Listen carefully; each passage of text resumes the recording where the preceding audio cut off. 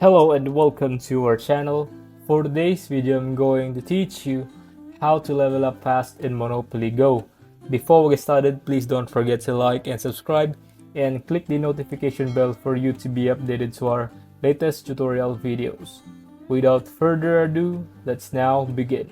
So let's jump straight into it. So as you can see, I'm here in Monopoly Go. Now the best and quickest way to level up is by building your properties on your board. So by going ahead and building different properties, you can see that our net worth goes up as well as obtaining levels. Enough way to level up fast is to basically complete your cutter sets of properties. So when you go ahead and complete color sets, what happens is you can spin a wheel, and of course that's going to enable you to level up. Now another thing you can also do is look out for events. So at the moment we've got the Epic Myths event. Sometimes by clicking the tokens and picking this up will enable you to level up that way too. So that's basically the best ways to go about leveling up in Monopoly Go, as well as how to level up fast in Monopoly Go.